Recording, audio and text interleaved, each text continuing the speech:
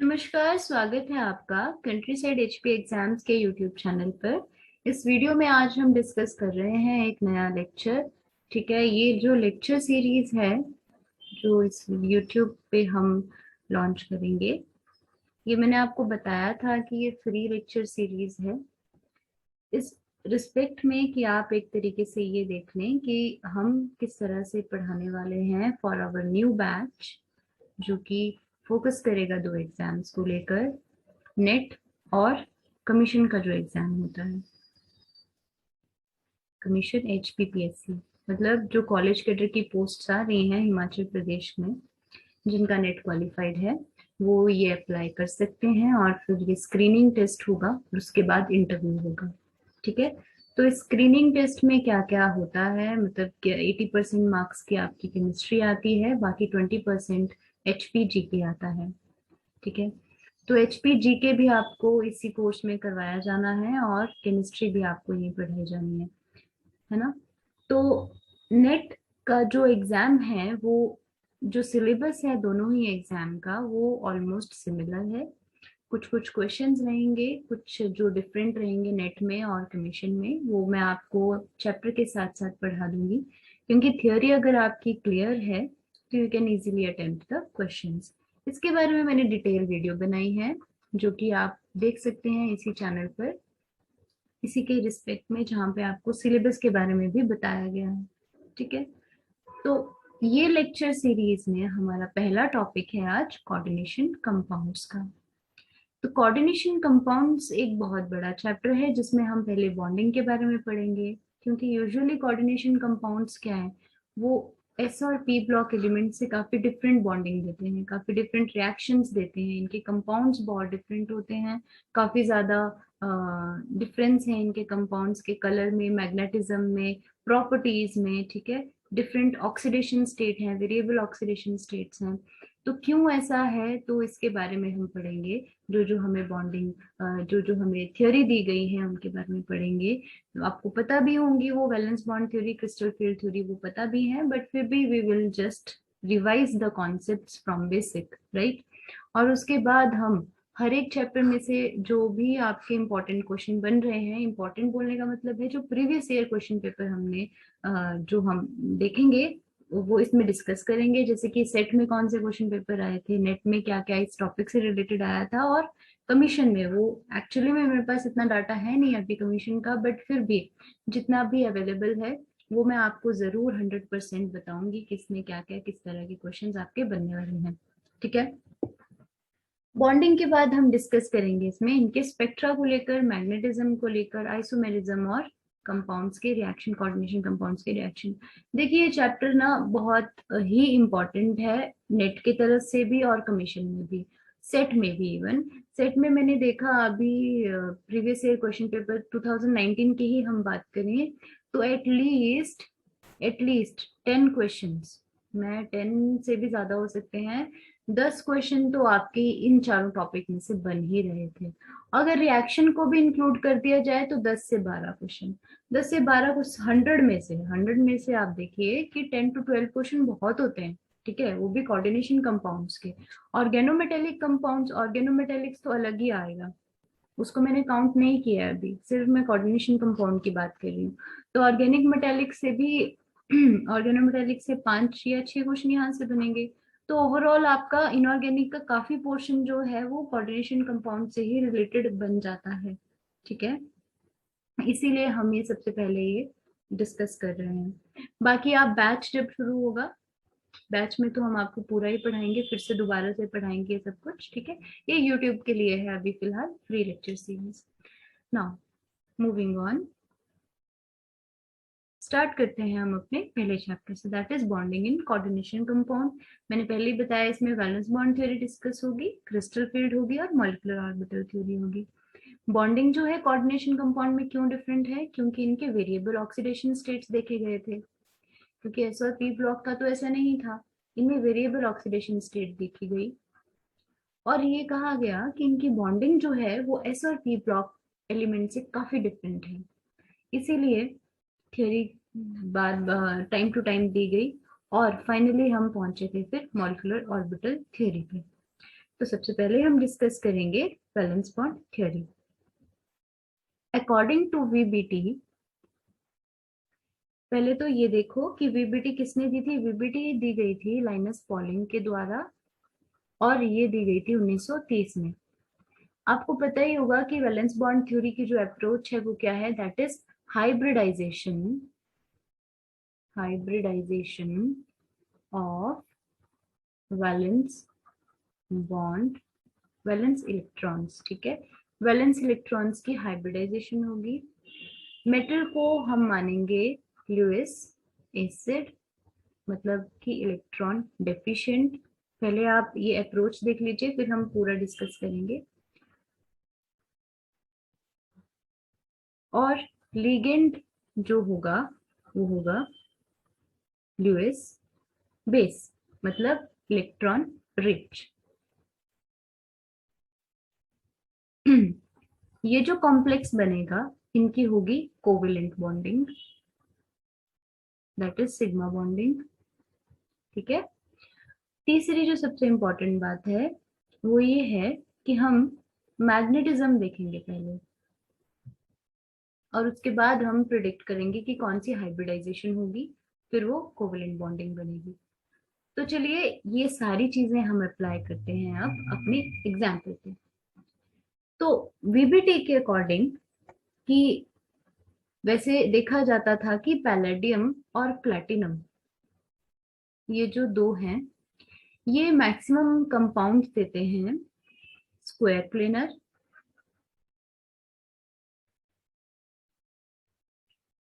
Diamagnetic, diamagnetic मतलब जिनमें paired electrons होते हैं। ठीक है, magnetism, diamagnetic, geometry square planar. तो ये जो फीचर्स थे, ये पैलेडियम और प्लैटिनम, ये 2+, इनके कंपाउंड्स मैक्सिमम ये फीचर्स देते थे। ठीक है, तो यही अरेंजमेंट और कोऑर्डिनेशन में बोलना भूल गई, दैट इज 4 कोऑर्डिनेटेड कंपाउंड्स ही बनाते थे मेनली, है ना। तो यही 3 चीजें देखी गई निकल 2 कॉम्प्लेक्स के साथ भी। निकल 2 भी ऑलमोस्ट यही बनाता था। ठीक है, पर जब इनका फ्री आयन कॉन्फ़िगरेशन हम देखें, अगर हम इनका फ्री आयन इलेक्ट्रॉनिक कॉन्फ़िगरेशन देखें फ्री आयंस में, तो ये पैरामैग्नेटिक है तीनों के तीनों, मतलब इनमें क्या है, अनपेयर्ड इलेक्ट्रॉन है। पर कॉम्प्लेक्स में तो पेयर्ड है, यहाँ पे अनपेयर्ड है और कॉम्प्लेक्स में तो पेयर्ड है।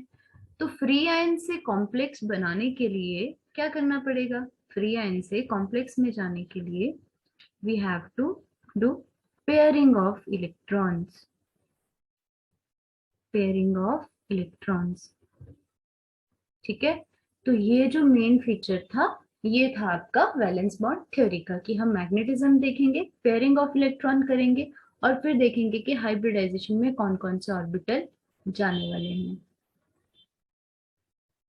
फिर हाइब्रिडाइजेशन आ जाती है कि अगर DsP2 है तो वो है स्क्वायर प्लेनर, और अगर sp3 है तो वो है टेट्राहेड्रल। ये मैं 4 कोऑर्डिनेटेड कंपाउंड्स की बात कर रही हूँ। तो ये एग्जाम्पल था, हम अब पढ़ेंगे। ठीक है, तो 4 कोऑर्डिनेशन का भी पढ़ेंगे और 6 कोऑर्डिनेशन का भी पढ़ेंगे ना। 4 कोऑर्डिनेशन कंपाउंड, 4 कोऑर्डिनेटेड कंपाउंड्स।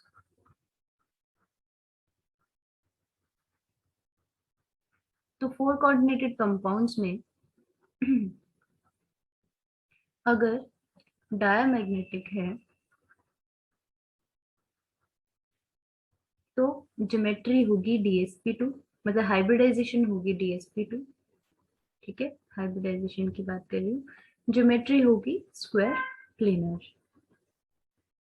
और अगर पैरामैग्नेटिक है, कोई भी कॉम्प्लेक्स अगर पैरामैग्नेटिक है तो हाइब्रिडाइजेशन होगी sp3, और ज्योमेट्री होगी टेट्राहेड्रल।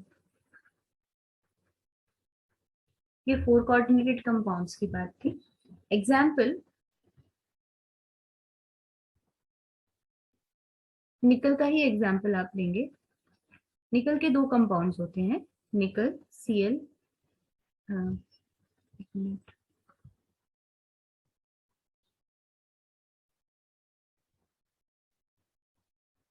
साइनाइड का एक कंपाउंड है और एक क्लोरीन का।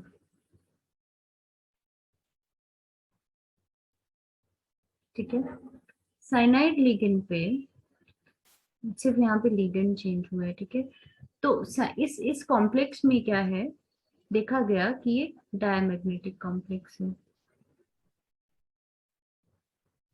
तो निकल जो कि D8 निकल 2+ की इलेक्ट्रॉनिक कन्फिग्रेशन होती है, इस तरह से D8 इलेक्ट्रॉन्स इसमें होते हैं और इस तरह से अरेंजमेंट होता है, 1 2 3 4 5 6 7 एंड 8। दो अनपेयर्ड इलेक्ट्रॉन होते हैं फ्री आयन में।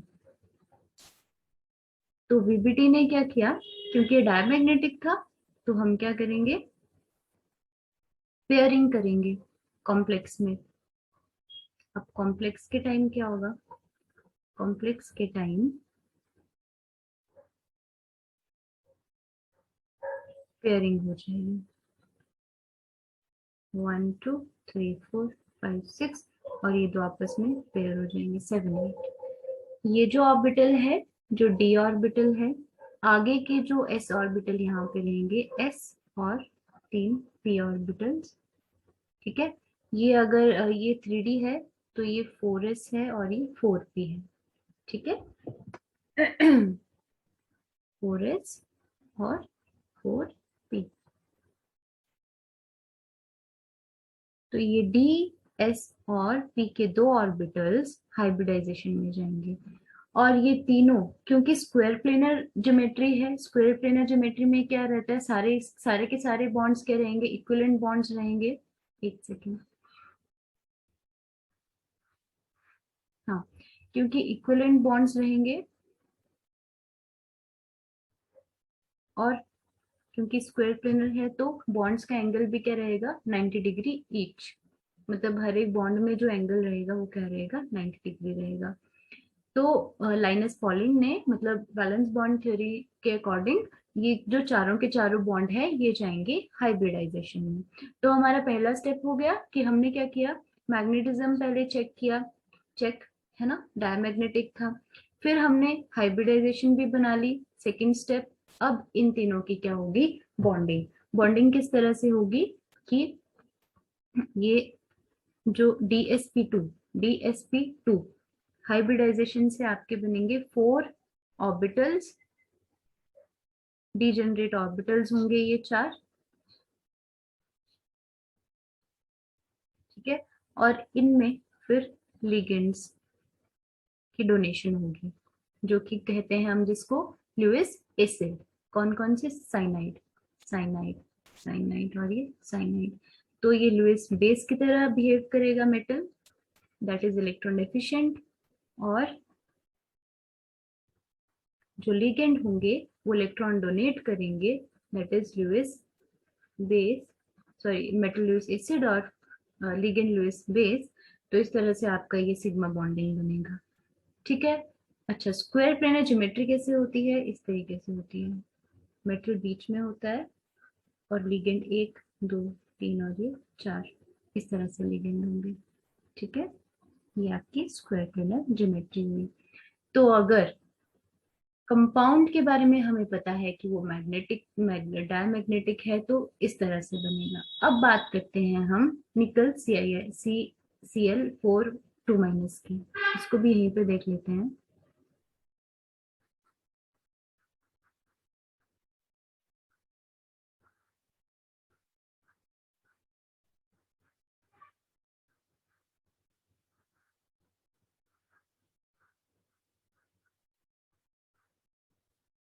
ठीक है, तो इसमें देखिए कि फ्री एंड कॉन्फ़िगरेशन क्या है, ये है D8 इलेक्ट्रॉन्स हैं। अब निकल का जो ये कंपाउंड है, this is tetrahedral in nature, sorry paramagnetic in nature, paramagnetic है। पैरामैग्नेटिक मतलब अनपेयर्ड इलेक्ट्रॉन्स है। तो वैलेंस बॉन्ड थ्योरी क्या कहती है कि जो फ्री आयन की कॉन्फ़िगरेशन होगी वही हमारी कॉम्प्लेक्स आयन की भी कॉन्फ़िगरेशन होगी। ठीक है, किसकी? मेटल की। कि अगर इस तरह से आपकी इलेक्ट्रॉनिक अरेंजमेंट है फ्री आयन में, तो कॉम्प्लेक्स में भी ऐसा ही रहेगा। तो हाइब्रिडाइजेशन किसकी होगी? 3D के ऑर्बिटल्स तो जाएंगे नहीं, है ना, क्योंकि वेकेंट ऑर्बिटल है नहीं अवेलेबल। तो अगले के 3D के नहीं होंगे, बट 4s और p के तीनों ऑर्बिटल्स ये हाइब्रिडाइजेशन में काम करेंगे, ये चार। तो हाइब्रिडाइजेशन हो जाएगी sp3, ज्योमेट्री हो जाएगी टेट्राहेड्रल। ये हो जाएगा ल्यूइस एसिड। और जो लिगेंड्स हो जाएंगे, कौन से लिगेंड्स हैं यहाँ पे? क्लोराइन, क्लोराइड के, ये हो जाएंगे ल्यूइस बेस। ठीक है। तो वैलेंस बॉन्ड थ्योरी जो आपकी अप्रोच थी वो मैग्नेटिज्म के बेसिस पे थी। अभी हमने 4 कोऑर्डिनेटेड कॉम्प्लेक्स के बारे में पढ़ा। अब हम करेंगे बात 6 कोऑर्डिनेटेड कॉम्प्लेक्स के बारे में।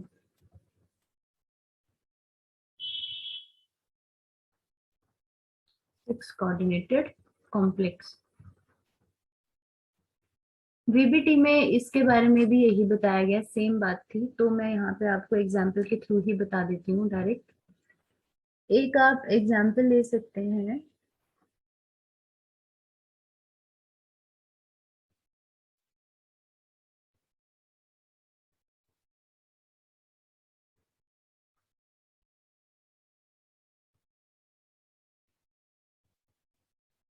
कोबाल्ट टेट्राफ्लोराइड,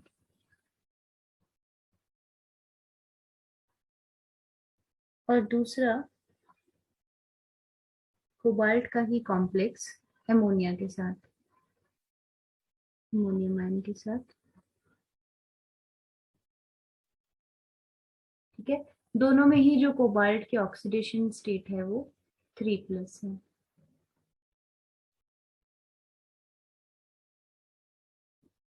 बारी बारी से देखते हैं। जो कोबाल्ट का ये वाला कॉम्प्लेक्स है ये होता है पैरामैग्नेटिक। पैरामैग्नेटिक होने की वजह से जो फ्री आयन की कॉन्फ़िगरेशन होगी वही कॉम्प्लेक्स आयन की होगी।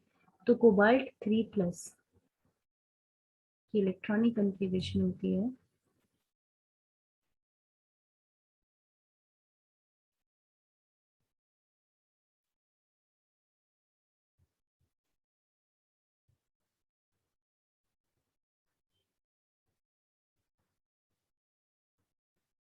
ट्वेंटी सेवन कोबाल्ट का एटॉमिक नंबर है। ठीक है। 10, 27 इसका कोबाल्ट का है, +3, मतलब 3 हम इलेक्ट्रॉन माइनस कर देंगे तो कितने रह गए? 24 इलेक्ट्रॉन्स हमें अरेंज करने हैं। तो 10 + 2 12, 12 + 6 18, 18 और 2 20, 20 और 4 24। ठीक है। 4s2 3d4। तो हमें 3 इलेक्ट्रॉन्स हमने रिमूव कर लिए। अब हमें पता है कि यहाँ पे जो इलेक्ट्रॉनिक कन्फिग्रेशन है, सॉरी, एस में 0 होंगे, 2 पहले एस से निकलेंगे और बाकी डी ऑर्बिटल से निकलेंगे। तो डी ऑर्बिटल में जो इलेक्ट्रॉन होंगे वो कितने होंगे आपके? एस में 0 होंगे और 3d6। ठीक है। ये इलेक्ट्रॉनिक कन्फिग्रेशन होगी कोबाल्ट 3+ की, मतलब D6 इलेक्ट्रॉन। डी में 6 इलेक्ट्रॉन आएंगे। तो देखिए, 1 2 3 4 5 और 6। क्योंकि पैरामैग्नेटिक है तो इसमें हम पेयरिंग नहीं करेंगे। तो 3D जो ऑर्बिटल है वो इस तरह से रहेगा। 4s हमारे पास खाली है, 4s 4p। और क्योंकि 6 कोऑर्डिनेशन कंपाउंड बनाना है तो हम आगे भी जाएंगे, दैट इज 4d। ठीक है। तो 4s 4p 4d, ये जितने भी 1 2 3 4 5 ये जो ऑर्बिटल्स हैं ये आपके हाइब्रिडाइजेशन में पार्टिसिपेट करेंगे। 6 ऑर्बिटल्स, एक s का, 3 p के और 2 d ऑर्बिटल्स की। इस तरह की हाइब्रिडाइजेशन रहेगी फॉर पैरामैग्नेटिक ऑक्टाहेड्रल कंपाउंड्स। ये ऑक्टाहेड्रल ही बनाएंगे, ठीक है, बट इसमें हाइब्रिडाइजेशन बस डिफरेंट करेगी। अगर आप इसी तरीके में यहाँ पे देखें, डायमैग्नेटिक ये कंपाउंड है, इसमें अगर आप देखें तो हमें पेयरिंग करवानी पड़ेगी। पेयरिंग करवाने के लिए, पेयरिंग करवाने के लिए 1 2 3 4 5 6, तो डी ऑर्बिटल ये वाले मिल गए हमें। हमें हम अब क्या चाहिए, सिर्फ 4s और 4p। ठीक है, तो ये 6 ऑर्बिटल्स आपके।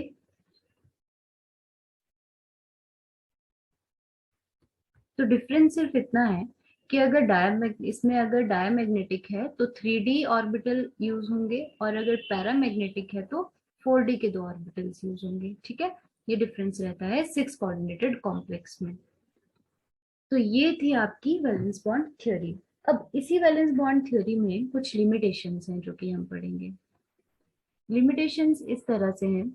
सबसे बड़ी लिमिटेशन तो ये है कि निकल के, जैसे मैंने आपको कंपाउंड बताए, कोबाल्ट के भी बताए, तो वैलेंस बॉन्ड थ्योरी ये नहीं एक्सप्लेन कर पाई कि रीजन क्या है कि एक ही मेटल डायमैग्नेटिक भी दे रहा है और पैरामैग्नेटिक भी दे रहा है। What is the reason of magnetism, कि ऐसा क्यों है कि अगर डायमैग्नेटिक है तो वो क्यों डायमैग्नेटिक है, मतलब पेयरिंग क्यों हो रही है, वाई पेयरिंग? कि ऐसा लिगेंड में कुछ है, कि लिगेंड कुछ करवा रहा है मेटल से कि वो पेयरिंग हो रही है, क्या रीजन है वो नहीं बता पाया। दूसरी चीज ये नहीं बता पाया कि अगर मेटल, क्योंकि मेटल को क्या कहा गया था, ल्यूइस एसिड, और लिगेंड को क्या कहा गया था, बेस। तो अगर इलेक्ट्रॉन डेंसिटी, जैसे कि साइनाइड आयन है Cn माइनस मेटल पे, तो इतने ज्यादा लिगेंड्स जब अटैच्ड होंगे, Cn के 6 लिगेंड्स अटैच्ड होंगे, 1 2 3 4, मतलब 4 मानो आप, 4 कोऑर्डिनेटेड कॉम्प्लेक्स अगर हम लें, तो 4 इलेक्ट्रॉन्स एक्स्ट्रा आ रहे हैं मेटल के ऊपर। पर अगर मेटल, जैसे कि निकल की बात करूं, निकल 2 प्लस है, और ये 4 मेरे पास लिगेंड्स हैं, तो ये तो काफी ज्यादा इलेक्ट्रॉन डेंसिटी बना रहा है ना। सिर्फ 2 पॉजिटिव और 2 नेगेटिव तो ये कैंसिल आउट हो जाएंगे, बट ओवरऑल तो ऐसा लग रहा है कि कॉम्प्लेक्स के ऊपर नेगेटिव चार्ज आ रहा है इन 2 साइनाइड की वजह से। तो ओवरऑल तो मेटल, ये कॉम्प्लेक्स स्टेबल कैसे हो पा रहा है, ये वो चीज नहीं बता पाई। ठीक है, कॉम्प्लेक्स की स्टेबिलिटी के बारे में। तो ये 2 चीजें हैं जो वैलेंस बॉन्ड थ्योरी एक्सप्लेन नहीं कर पाई। और भी कुछ थ्योरी, और भी कुछ पॉइंट्स हैं इसके, जो कि हम आगे पढ़ते जाएंगे। तो ये थी आपकी overall crystal valence bond theory. इन चीजों के बारे में, इन चीजों को आगे लेके फिर कहा गया, लेके जाया गया, और फिर वो बताया गया कि what is crystal field theory. अब हम पढ़ेंगे नई थ्योरी जो कि है क्रिस्टल फील्ड थ्योरी, जिसको CFT भी कहा जाता है। अब ये जो थ्योरी थी, इसमें बॉन्डिंग की अप्रोच ही चेंज हो गई। इसके मेन फीचर्स ये थे। पहला फीचर क्रिस्टल फील्ड थ्योरी का ये था कि जो मेटल एंड लिगेंड, इन दोनों की जो इंटरेक्शन है,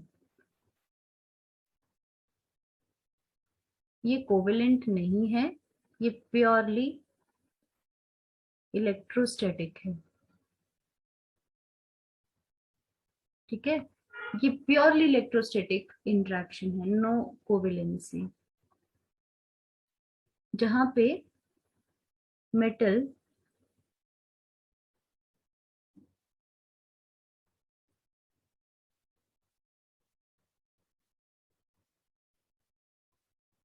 के साथ जो लिगेंड अटैच्ड हैं, these ligands are basically negative point charges। ठीक है, ये थी आपकी क्रिस्टल फील्ड थ्योरी। तो जहां पे वैलेंस बॉन्ड थ्योरी बात करती थी कोवेलेंसी की, वहीं पे उल्टी बात करती थी क्रिस्टल फील्ड थ्योरी, और ये कहती थी कि नहीं, ये प्योरली इलेक्ट्रोस्टैटिक है, जहाँ पे मेटल और लिगेंड दोनों ही पॉइंट चार्जेस हम इनको मानते हैं। दोनों ही, मतलब दोनों ही नेगेटिव पॉइंट चार्जेस है, क्योंकि इलेक्ट्रॉन क्लाउड दोनों में रहता है ना। तो दोनों ही नेगेटिव पॉइंट चार्जेस हैं। तो इनके इंटरेक्शंस जो है वो इलेक्ट्रोस्टैटिक है। ये थ्योरी बहुत सक्सेसफुल थी, क्योंकि इस थ्योरी ने बहुत सी प्रॉपर्टीज को एक्सप्लेन किया जो वैलेंस बॉन्ड थ्योरी एक्सप्लेन नहीं कर पा रही थी। ठीक है, काफी प्रॉपर्टीज इस थ्योरी ने एक्सप्लेन की। और इसमें एक और चीज कंसिडर की गई, वो की गई सिमिट्री। सिमिट्री के बारे में वो हम धीरे धीरे पढ़ेंगे कि किस तरह से ये बॉन्डिंग तैयार हुई थी। पहले मेन फीचर्स हम देखते हैं। ये थे इनके दो फीचर्स। और जो तीसरा फीचर था वो ये था कि सिमिट्री के साथ इनकी एनर्जी जो है वो स्प्लिट होती है, स्प्लिटिंग ऑफ ऑर्बिटल्स। तो ये आपके मेन हाइलाइट्स हैं क्रिस्टल फील्ड थ्योरी के। देखते हैं क्या कहती है crystal field theory. According to crystal field theory, क्योंकि दोनों ही पॉइंट चार्जेस हैं मेटल और लिगेंड्स, तो जब भी मेटल के पास अगर लिगेंड आते हैं, क्योंकि ये भी पॉइंट चार्जेस है नेगेटिव और ये भी नेगेटिव पॉइंट चार्जेस का एक सर्कल है, ठीक है। तो जब भी ये लिगेंड यहाँ पे इनके अप्रोक्सीमेशन, मतलब इनके पास आते हैं, तो इनके जो ऑर्बिटल्स हैं, जो वैलेंस ऑर्बिटल्स हैं बाहर के, वो डीजेनरेसी लूज कर जाते हैं, लूज देयर डीजेनरेसी। क्योंकि डी ऑर्बिटल्स है, डी ऑर्बिटल्स हमारे पास 5 डी ऑर्बिटल्स होते हैं, हम तो इनको डिजेनरेट मानते हैं, ठीक है। बट लिगेंड के आने से ये स्प्लिट कर जाते हैं, ठीक है। सेम एनर्जी लेवल के नहीं रहते हैं। हो सकता है कोई 2 सेम हो जाए और 3 सेम हो जाए, इस तरह से ये स्प्लिट होते हैं लिगेंड के आने पे, ठीक है। तो अब फील्ड कैसी है लिगेंड की, किस तरह से लिगेंड अप्रोच कर रहे हैं, उस उस लिगेंड के अप्रोच के बेसिस पे हम ऑर्बिटल को स्प्लिट करते हैं, कि अगर टेट्राहेड्रल फील्ड है या स्क्वायर प्लेनर फील्ड है या ऑक्टाहेड्रल फील्ड है, कौन सी फील्ड में हमारे पास लिगेंड अप्रोच कर रहे हैं, तो उन तीनों के बेसिस पे ये स्प्लिटिंग ऑफ ऑर्बिटल्स होगी। ये हम नेक्स्ट क्लास में पढ़ेंगे सीएफटी को बहुत डिटेल से, स्टार्टिंग से। तो उससे पहले मैं आपको क्वेश्चंस बताना चाहूंगी। Which one of the following complex ions will show maximum absorption at highest frequency? The correct order of spin magnetic moment for this respectively is. तो अभी तक हमने इसके बारे में तो नहीं पढ़ा है, बट इसके बारे में हम अभी बता सकते हैं। जो पिछला 22nd जो क्वेश्चन है, इसमें आपको बताना है स्पिन मैग्नेटिक मोमेंट। तो स्पिन मैग्नेटिक मोमेंट किस तरह से बताते हैं, होता है 4s2 3d3। तो आपको 2 इलेक्ट्रॉन यहाँ से +2 ऑक्सीडेशन स्टेट है, तो ऐसे इलेक्ट्रॉन से जाएंगे, D3 आएगा इसका अरेंजमेंट। तो 3 इलेक्ट्रॉन, सो √3 इंटू 5, 3 5 से 15 BM।